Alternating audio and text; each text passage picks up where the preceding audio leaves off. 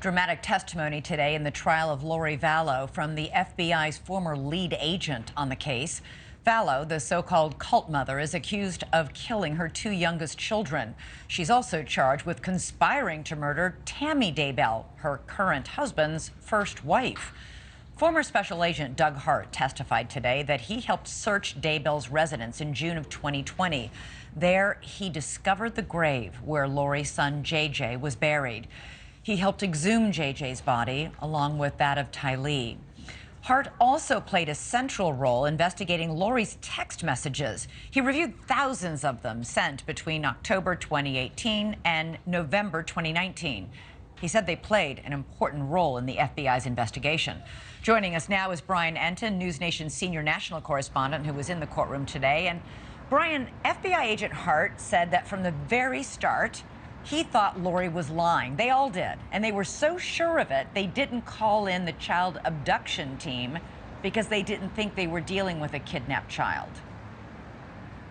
Yeah, this was very interesting. Normally, the procedure is the FBI gets involved in a missing child case right away, and they would normally call in their child abduction team if they thought there was an abduction. They don't waste any time. He testified today, though, from the very beginning, they thought that Lori wasn't telling the truth, and they didn't even bring in that team because they were suspicious that early on in the investigation. Hart is also the one who actually found JJ's grave. He noticed there was something odd in the lay of the land of the Daybells' backyard.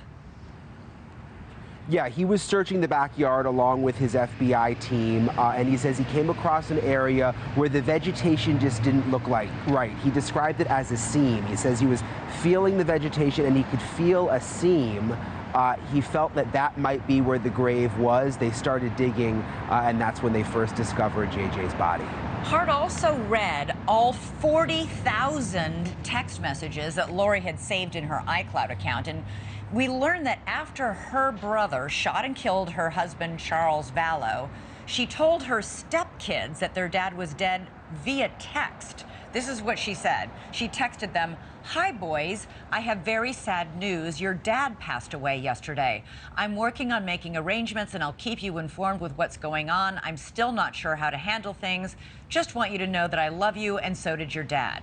The son replies, "Lori, what happened?" Lori, "We're still waiting for the ME report. I'll let you know more when I can."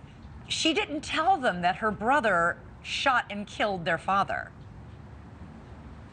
No, and this was just so sad. You really felt for his kids when they were reading these text messages. They got more and more upset. I mean, this went on for weeks. There was another text message exchange about 2 weeks after what you just read, where they were basically like, "Lori, you can't ignore us. It's our dad. He was a part of our lives. We talked all the time. Tell us what is going on here."